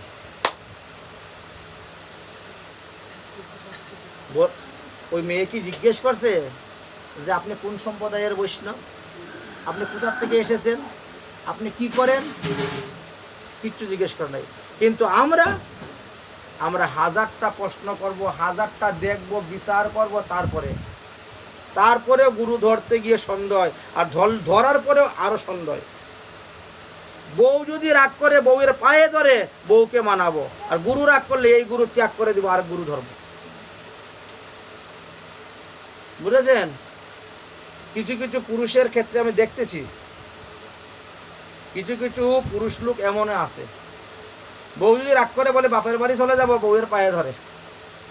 আর গুরু যদি রাগ করে একটা গালি দেয়, বলে বাবারে এই গুরু দুর্বাসা ঋষি, বাবা এত রাগ এত ক্রুর, এই গুরু ত্যাগ, এই গুরু ছেড়ে দিয়ে আরেক গুরু ধরবে। আমরা নিজেরা ভালো হতে চাই না, গুরু ভালো ধরতে চাই। মেয়েটা কি বলল? আপনি আমাকে দীক্ষা দিয়ে তারপরে আপনি আমার হাতে জল গ্রহণ করে যাবেন, আমার ঘর থেকে খালি মুখে যেতে দিব না।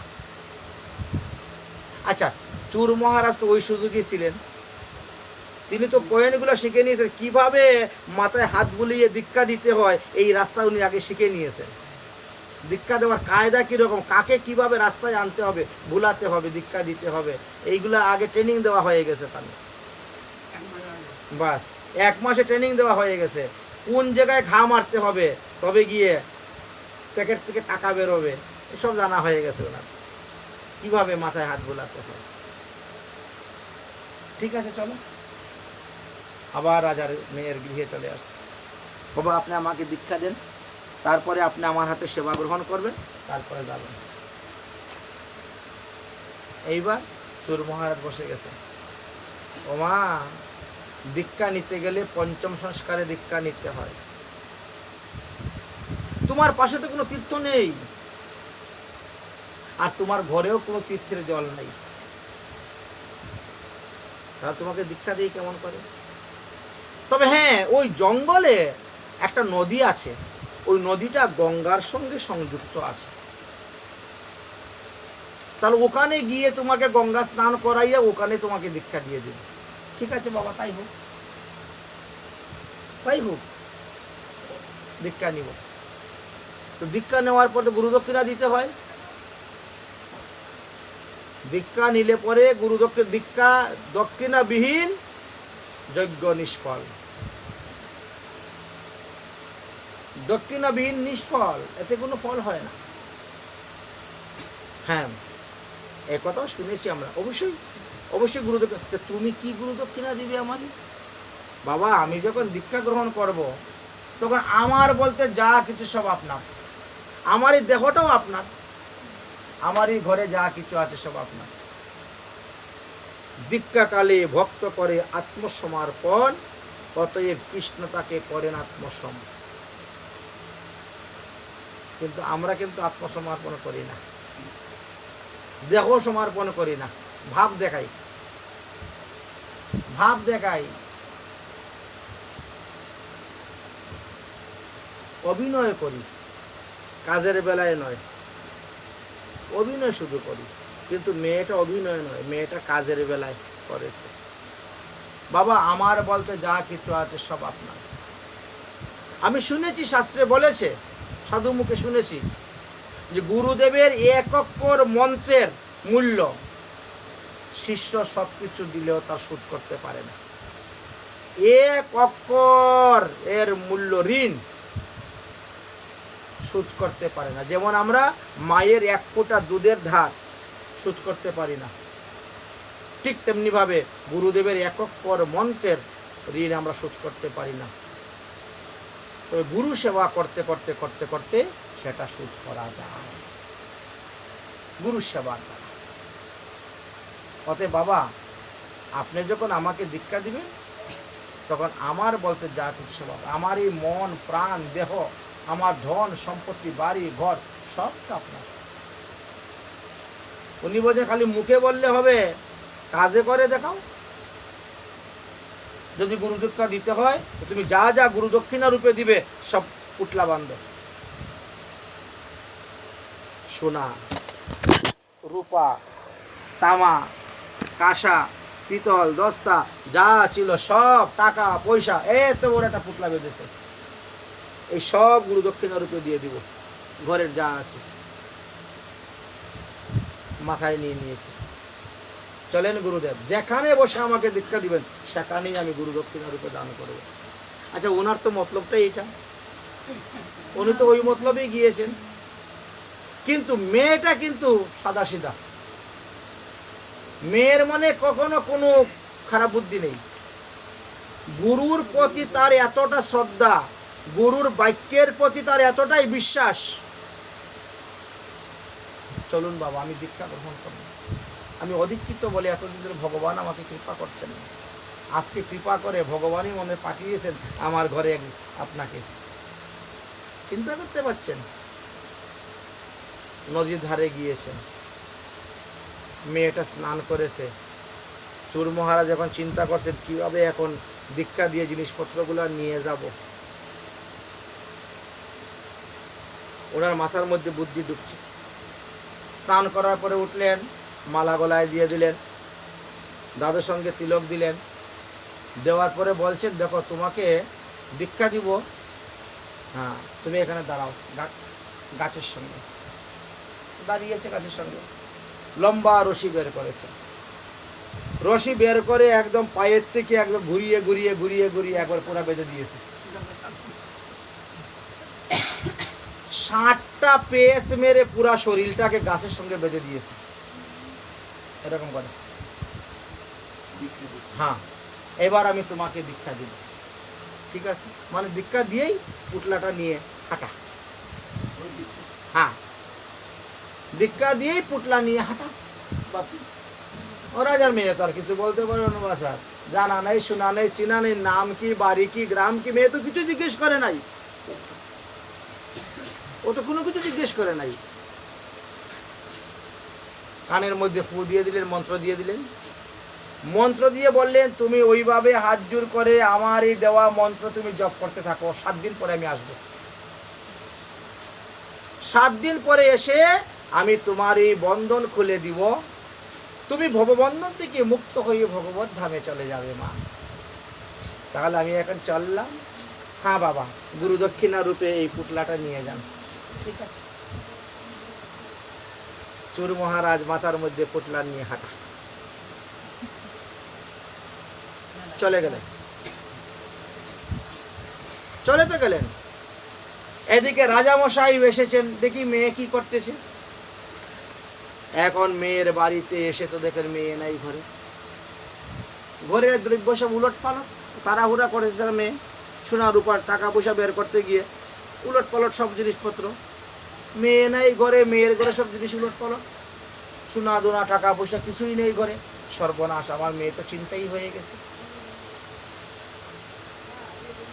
রাজা মশাই তখন, এই প্রহরীগণ তোরা কোথায় ছিলি, কে ছিলে, কে? বললে না, একজন সাধু এসেছিল, দেখেছিলাম।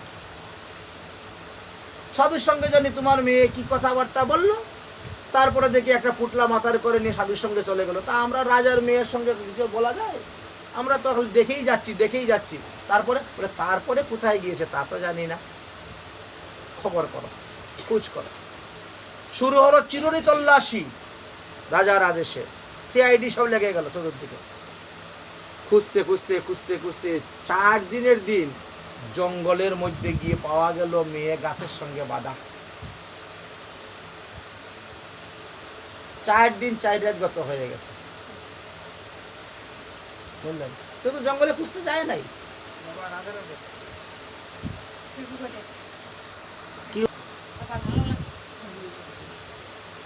চতুর্থ দিবসে গিয়ে রাজার মেয়ের খোঁজ পাওয়া গিয়েছে জঙ্গলে। 4 দিন ধরে রাজার মেয়ে জল অন্ন ত্যাগ, শুধু কালী তিনি কৃষ্ণ মন্ত্র জপ করে যাচ্ছে, গুরুদেবের দেওয়া বীজ মন্ত্র জপ করে যাচ্ছে।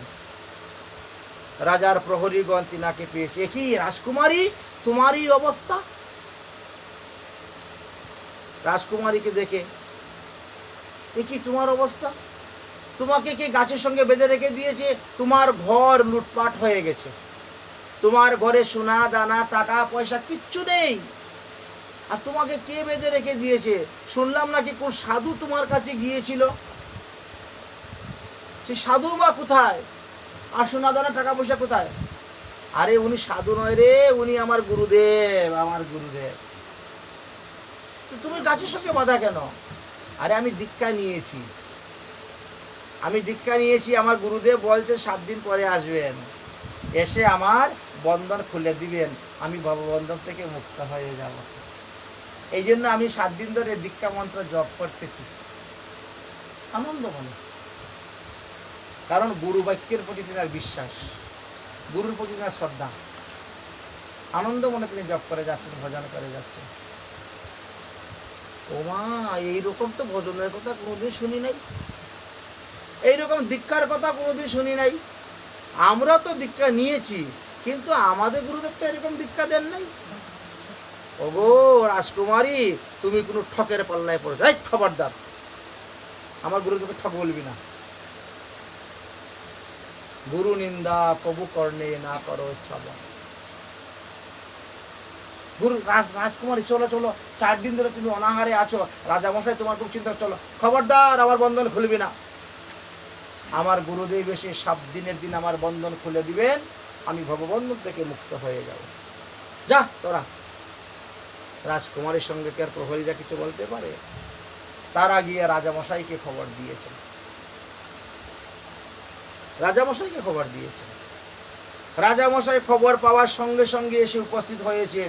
মেয়েরই দুরবস্থা দেখে দৌড়ে গিয়েছেন মেয়ের বন্ধন খুলতে। বাবা, আপনি আমার বন্ধন খুলবেন না, আমার গুরুদেব বলে গিয়েছেন 7ম দিবসে এসে আমার গুরুদেব আমার বন্ধন খুলে দিবেন, আমি ভববন্ধন থেকে মুক্ত হয়ে যাব। অতএব বাবা, আপনি আমার বন্ধন খুলবেন না, আপনি আমার বন্ধন খুলবেন না। রাজামশাইও বুঝাচ্ছেন, ওমা, আমরাও দীক্ষা নিয়েছি রে, এইরকম কোনো দীক্ষার পদ্ধতি আজ পর্যন্ত জীবনে কোনোদিন শুনিও নাই, দেখিও নাই। আমার তো মনে হচ্ছে তুমি কোনো ঠকের পাল্লায় পড়েছ, তোমাকে প্রবঞ্চনা করে সব জিনিস নিয়ে গেছে। না না বাবা, এটা হতেই পারে না। আমার গুরুদেব সদ্গুরুদেব, আমার গুরু সদ্গুরু। আমার গুরুদেব 7 দিন পরে আসবেন, তিনি বলে গিয়েছেন তিনি বন্ধন খুলে দিবেন, আমি ভববন্ধন থেকে মুক্ত হয়ে যাব। বাবা, দুহাই আপনার, আপনি আমার বন্ধন খুলবেন না, আপনি যান। আপনি আমার ভজনে বিঘ্ন দিচ্ছেন কেন? এতক্ষণে আমি আর কত মন্ত্র জপ করতে পারতাম, আপনার সঙ্গে কথা বলে আমার ভজন নষ্ট হচ্ছে। জপ করতে শুরু করে দিয়েছেন গুরু মন্ত্র। বাবা অনেকক্ষণ বুঝাইলেন, বুঝাইয়ে পারলেন না, কি করবেন, চলে চলে। 5ম দিবসে ভগবানের সিংহাসন নড়তে শুরু হয়ে গেছে বৈকুণ্ঠ। দেবর্ষি নারদ গিয়ে উপস্থিত হয়েছেন। ভগবান, একই প্রভু, একই নারদ প্রভু, আপনার সিংহাসন নড়তেছে কেন? বলে, পৃথিবীতে কেউ আমাকে পাওয়ার জন্য ঘোর তপস্যা করতেছে, এমন ঘোর তপস্যা করতেছে যে তার হুঙ্কারে, তার তপস্যায় আমার সিংহাসন টলমল করতেছে। যাও দেবর্ষি নারদ। দেবর্ষি নারদ বলছেন, তাহলে আমি যাচ্ছি, তার তপস্যা থেকে বিরত করে তাকে বৈকুণ্ঠে নিয়ে আসবো। যাও, তপস্যা সিদ্ধি হয়ে গেছে, যাও। দেবর্ষি নারদ 5ম দিবসে এসে উপস্থিত। রাজকুমারী বৈরাগীবতী, তোমার তপস্যায় ভগবান সন্তুষ্ট হয়ে গেছেন, প্রসন্ন হয়ে গেছেন, অতএব তুমি চলো আমার সঙ্গে বৈকুণ্ঠে, তোমাকে নিয়ে যাব। প্রণাম দেবর্ষি নারদ, আপনি আমার বন্ধন খুলবেন না। আমার গুরুদেব বলে গিয়েছেন তিনি এসে আমার বন্ধন খুলে দিবেন, তবেই আমি ভববন্ধন থেকে মুক্ত হতে পারবো। আপনি বন্ধন খুললে তো আমি ভববন্ধন থেকে মুক্ত হব না। বলো কি, তুমি বৈকুণ্ঠে যাবে? বলে, বৈকুণ্ঠে গেলে কি হলো? বৈকুণ্ঠ থেকেও জয় বিজয়ের পতন হয়েছে। বৈকুণ্ঠ থেকেই তো জয় বিজয় আসলো। হিরণ্যকশিপু হিরণ্যকক্ষ হয়ে, রাবণ কুম্ভকর্ণ হয়ে, শিশুপাল দন্তবক্র হয়ে, জগাই মাদাই হয়ে ভববন্ধনে তো পড়লো।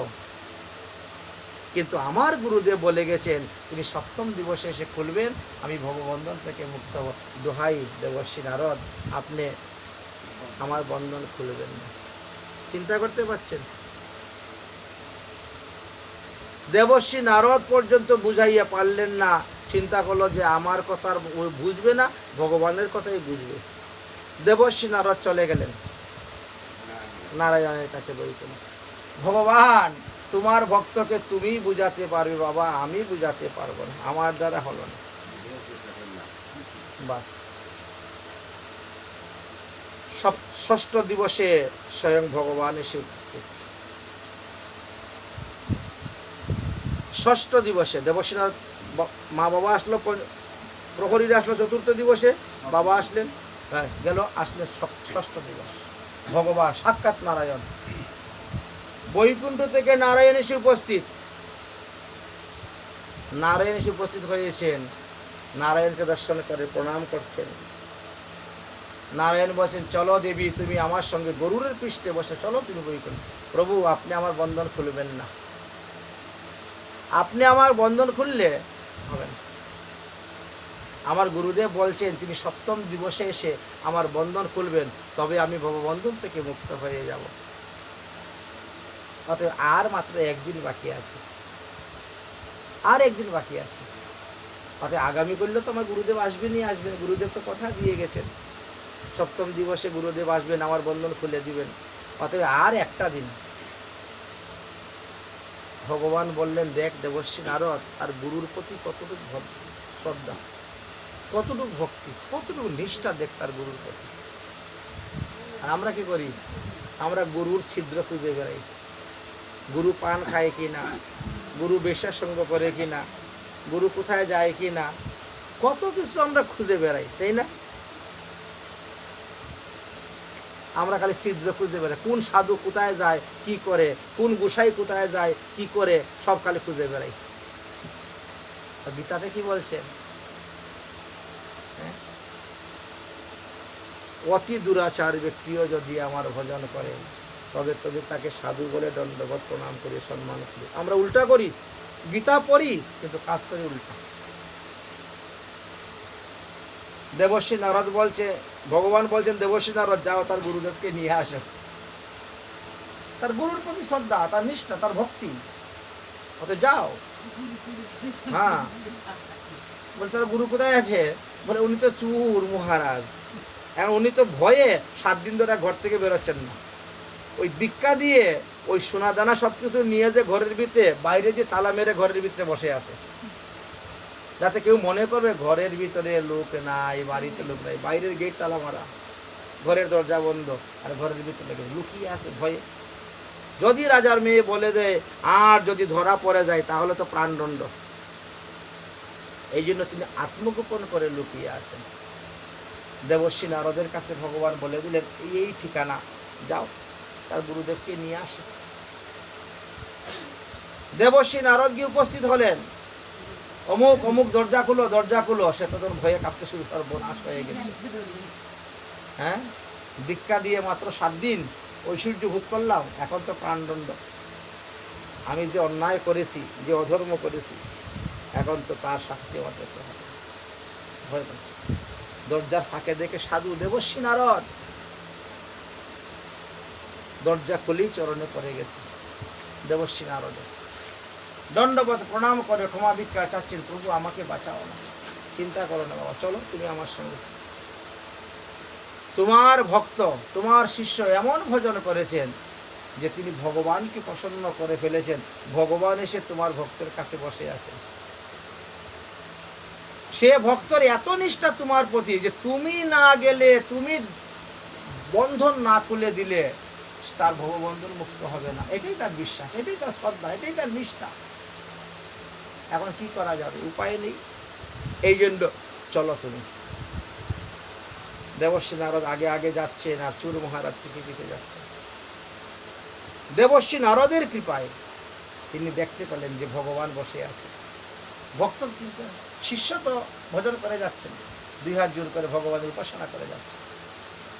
গিয়েই ভগবানের চরণে লম্বা হয়ে পড়ে গেছেন, প্রভু আমি অপরাধী, মহাভূত, পাপী, লোভী, ফল দুরাচার। ভগবান কি বলছেন? এইসব কথা থাক, এখন আগে যাও, ভক্তের বন্ধন খুলে দাও। ভগবান কি না জানেন? সবই তো জানেন। এইসব কথা থাক, আগে তুমি তোমার শিষ্যের বন্ধন খুলে দাও। নতুন কথা দাও, শিষ্যের বন্ধনটা খুলে দাও আগে। গিয়ে শিষ্যের বন্ধন খুলে দিয়েছেন। শিষ্যের বন্ধন যখন খুলে দিয়েছে, শিষ্য তখন চিন্তা করছে আমি আগে কাকে প্রণাম করব। একদিকে ভগবান দাঁড়িয়ে আছেন আর একদিকে স্বয়ং গুরুদেব দাঁড়িয়ে আছেন, দুইজন দাঁড়িয়ে আছেন, তাহলে আমি আগে কাকে প্রণাম করব? গুরু গোবিন্দ দুনু খারে কাকে লাগু পায়ে, গুরু গোবিন্দ দুনু খারে কাকে লাগু পায়ে, বলিহারি শ্রী গুরুদেব গোবিন্দ দিও মিলায়, গোবিন্দ দিও মিলায়, গোবিন্দ দিও মিলায়, গোবিন্দ দিও মিলায়, গুরু গোবিন্দ দুনু খারে কাকে লাগু পায়, গুরু গোবিন্দ দুনু খারে কাকে লাগু পায়, বলিহারি শ্রী গুরুদেব গোবিন্দ দিও মিলায়, গোবিন্দ দিও মিলায়, বলিহারি শ্রী গুরুদেব গোবিন্দ দিও মিলায়। যে গুরুদেবের কৃপাতে 7 দিনে আমি ভগবান পেয়ে গেলাম, বলে গুরুদেবের চরণে ধরাম করে পড়ে গেল। গুরুদেব তখন কি করলেন? শিষ্যকে চরণ থেকে উঠিয়ে নিয়ে ভগবানের চরণে অর্পণ করে দিলেন। এটাই হলো গুরুদেবের কাজ। গুরুদেবের কাজ হলো শিষ্যকে ভগবানের চরণে সমর্পণ করে দেওয়া, ভগবানের চরণে নিবেদন করা, ভগবানের সঙ্গে সংযুক্ত করে দেওয়া, জীবাত্মা পরমাত্মা মিলন করে দেওয়ার কাজ হলো গুরুদেবের। হবে কিসের দ্বারা? ভজনের দ্বারা। এই জন্য গুরুদেবের প্রতি শ্রদ্ধা থাকতে হবে, ভক্তি থাকতে হবে, নিষ্ঠা থাকতে হবে, তবেই আপনার কাজ হবে। পেয়ে গেলেন?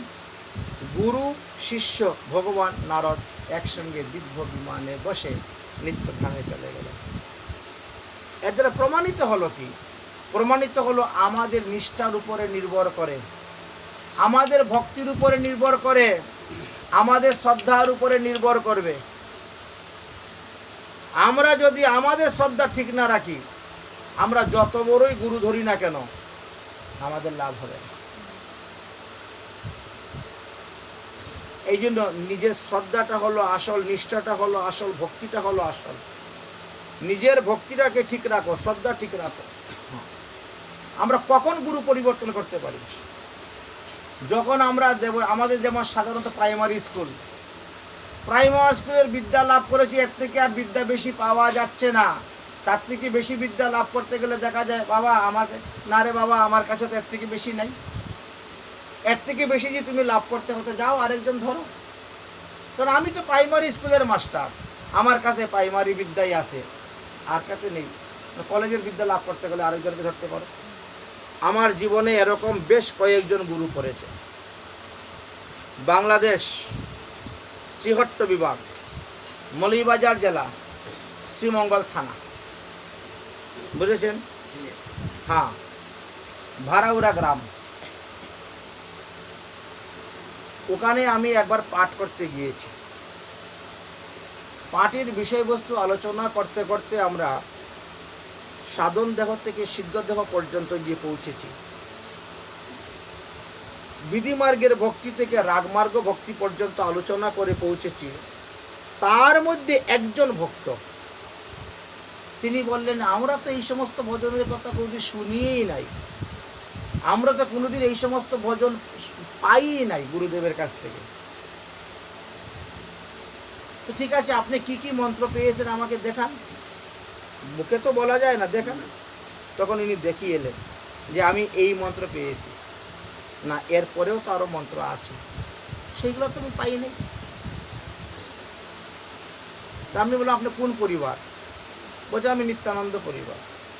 আবার নিত্যানন্দ পরিবার, তো নিত্যানন্দের মন্ত্র কোথায়? যদি নিত্যানন্দের বীজই না পেলেন, নিত্যানন্দের গায়ত্রী না পেলেন, তো নিত্যানন্দ পরিবার কেমন করে হলে? নিত্যানন্দর ভোগ লাগাবেন কেমন করে আপনি? আপনাকে পঞ্চতত্ত্বের ভজনের কথা বলছেন, পঞ্চতত্ত্বের ভোগ লাগাতে গেলে মহাপ্রভুর বীজ কোথায় আপনার? মহাপ্রভুর মূল মন্ত্র বলে তো মহাপ্রভুর ভোগ লাগাইবেন, নিত্যানন্দের মূল মন্ত্র বলে নিত্যানন্দের ভোগ লাগাইবেন, অদ্বৈত প্রভুর মূল মন্ত্র বলে অদ্বৈত প্রভুর ভোগ লাগাইবেন। সেগুলো কিছুই তো আপনি পেলেন না, তাহলে আপনি কি মন্ত্রে এদের ভোগ লাগাইবেন? পঞ্চতত্ত্বের যে চরণে ফুল দিবেন, তুলসী দিবেন, পূজা করবেন, ভোগ দিবেন, এদের বীজ গায়ত্রী পেলেন না বলে তাহলে কি করে? বলে তোমার গুরুদেবকে বলো, উনি দিবেন। সঙ্গে সঙ্গে সে ফোন লাগালো, বাবা আজকে একজন পাঠকের মুখে এইসব শুনলাম, কিন্তু এইগুলো তো আমি পাই নাই, এইগুলো আপনি আমার কবে দিবেন? গুরুদেব কি বললেন? বাবা এইগুলো আমার কাছে নাই, আমি পাই নাই, তো তোমাকে কোথার থেকে দিব? সদ্গুরুদেব উনি না, বলে আমি তো পাই নাই বাবা, তো আমি তোমাকে কোথার থেকে দিব? আমি যা পেয়েছিলাম তা আমি তোমাকে দিয়েছি। তুমি যদি এর থেকে উপরে ভজনে পাও তাহলে তুমি নিয়ে নাও, নিয়ে ভজন করো। সদ্গুরুদেব আদেশ দিয়ে দিলেন, তুমি যদি এর থেকে উপরে কিছু পেয়ে থাকো তাহলে দেরি করো না, নিয়ে নাও। বৃন্দাবনের ভজন পাচ্ছ তো সুন্দর, ভালো কথা, নিয়ে নাও। আদেশ দিলেন। আদেশ পাওয়ার পরে তিনি আবার মন্ত্র নিলেন। এই দেখেন, গুরু আদেশ পেলেন আর উপরে এখন হাই স্কুলে চলে গেলেন, নিয়ে নিলেন মন্ত্র। মন্ত্র নেওয়ার পরে 3-4 মাস পরে ওই গুরুদেব আসলেন ওনার বাসায়। আসার পরে উনি আগে যেভাবে গুরুদেব আসছেন, গুরুদেব আসলে গুরুদেবের পা ধোয়ানো, ফুলের মালা দেওয়া, আরতি করা, চন্দন দেওয়া, সব সম্মান আদি করেছেন, সব বসিয়ে রেখে সব কিছু করা হয়েছে। এবার বা গুরুদেবের রান্নার জন্য সবজি টবজি আমানি করে রাখা হয়েছে, সবজি, হ্যাঁ, গুরুদেব রান্না করবেন, ভোগ দিবেন, প্রসাদ পাবেন। গুরুদেব এসে বসার পরে বলছেন যে কি কি পেয়েছো সেটা আগে দেখাও। তোমরা যে আমাকে ফোন করেছিলে, হ্যাঁ, যে তোমরা তারপরে যে আবার গুরু ধরেছো, সেখান থেকে কি কি পেয়েছো সেইগুলো আমাকে দেখাও। তখন তারা বের করে দেখাইল, এইগুলো তো আমি পাই নাই, তোমরা পেয়েছো। অতএব আজকে থেকে আর আমি রান্না করে খাবো না, তোমরা রান্না করে ভোগ দিবে, আমি খাবো।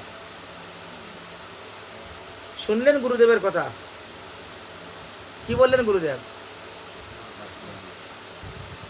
ইনি কোন স্তরের এখন চিন্তা করেন তো। তোমরা যা পেয়েছো, যে ভজন রাজ্য পেয়েছো, তোমরা যে ভজন রাজ্যে উঠেছ, এইগুলা আমি পাই নাই বাবা। অতএব আজকে থেকে তোমার বাড়ি এসে আমি আর রান্না করে খাবো না, তুমি রান্না করে ভোগ দিবে, আমি আসবো, প্রসাদ পাবো, যাও রান্না করো। আদেশ দিয়ে দিলেন। ওই শিষ্য রান্না করলো, ভোগ দিল, আর এই গোসাই বসে প্রসাদ পেয়ে চলে গেলেন, আনন্দিত হয়ে, সন্তুষ্ট হয়ে। এইরকম গুরু কজন আছে বলেন তো দেশে? কজন পাওয়া যাবে? বিরল, খুবই বিরল এরকম গুরু, বুঝেছেন? এত সুন্দর সিদ্ধান্ত, অবাক হয়ে গেলাম। বাহ, প্রসন্ন, ইনি সন্তুষ্ট, আনন্দিত যে আমার শিষ্য আরো উপরের স্তরে উঠেছে, আমার শিষ্য ভজনের উপরের স্তরে উঠে, যা আমি পাই নাই তা সে পেয়েছে, ভজনের উপরের স্তরে উঠেছে। কত আনন্দ, কত প্রসন্ন, কত সন্তুষ্ট। আর আমরা অসন্তুষ্ট হই। হ্যাঁ, আমাকে ত্যাগ করে সে আরেকজন গুরু ধরলো। আরে বাবা, আমরা প্রথমে শিশু স্কুলে ভর্তি হই, তারপরে প্রাইমারি স্কুলে ভর্তি হই, তারপরে হাই স্কুলে ভর্তি হই, তারপরে কলেজে ভর্তি হই, তারপরে ডিগ্রি কলেজে ভর্তি হই। ভাগবতে অবধূত সংবাদে একজনে 24 জন গুরু ধরেছে। সব সাধুদের সঙ্গ করবেন, সব সাধুদের কাছে যাবেন, যেখানে গীতা পাঠ হয়, যেখানে ভাগবত পাঠ হয়, সেখানেই যাবেন, ভালো জিনিসটা গ্রহণ করে নিয়ে আসবেন। যেখানে ভোগ হয় সেখানে যাবেন। হোক না যে অন্য অন্য গুরুর শিষ্য, তাতে কি হয়েছে? তিনি তো বৈষ্ণব, সে যে গুরু শিষ্য হোক। আমাদের 4টি বৈষ্ণব সম্প্রদায় আছে, শ্রী ব্রহ্ম রুদ্র সনক। এই 4 সম্প্রদায়ের বৈষ্ণবের সঙ্গে উঠা বসা, চলা ফেরা, খাওয়া দাওয়া সব করবা। কখনো কোনো গুরুর প্রতি ভেদভাব আনবা না, কোনো বৈষ্ণবের প্রতি ভেদভাব আনবা না, কোনো সম্প্রদায়ের প্রতি কখনো ভেদভাব আনবা না। যদি এই ভেদভাব আনো তাহলে ভক্তি রাজ্যে কখনো উন্নত হতে পারবা না, অগ্রসর হইতে পারবা না। অন্যরা ভেদভাব করুক, যারা ভেদভাব করছে করুক, কিন্তু তোমরা কখনো ভেদভাব করতে যাবা না। নিমন্ত্রণ দিলেও যাবা, নিমন্ত্রণ না দিলেও যাবা। পাঠ শুনতে নিমন্ত্রণ লাগে না, হরি কথা শুনবো। ভগবানের প্রসাদ খেতে নিমন্ত্রণ লাগে না। প্রসাদ এক বেলা যদি ভগবানের প্রসাদ পাওয়া যায় 1000 ব্রতের ফল লাভ করা যায়, ক্ষতি কি আছে? এই জন্য প্রতিদিন ভগবানকে ভোগ দিয়ে প্রসাদ পাবেন। দীক্ষা গ্রহণ করার সঙ্গে সঙ্গেই তোমার ভোগ দেওয়ার অধিকার হয়ে গেল। গুরুদেবের অনুমতি নেওয়ার আর প্রয়োজন থাকে না। যেদিন দীক্ষা গ্রহণ করলেন সেদিন থেকেই ভগবানকে ভোগ দিয়ে প্রসাদ পাওয়ার অধিকার তোমার হয়ে গেছে। তুমি ভগবানকে ভোগ দিয়ে প্রসাদ খাবে, অপ্রসাদ কখন না গ্রহণ করবে না। বাস নিয়ম। অপেক্ষা করবেন না যে গুরুদেব আমাকে আদেশ দিবেন তারপরে আমি ভোগ লাগাবো, প্রসাদ পাবো। এটা ভুল সিদ্ধান্ত। এই জন্য সিদ্ধান্ত এইটাই সিদ্ধান্ত। যেদিন দীক্ষা গ্রহণ করলেন সেদিন থেকেই ভগবানকে ভোগ দিয়ে প্রসাদ খাওয়া শুরু হয়ে গেল।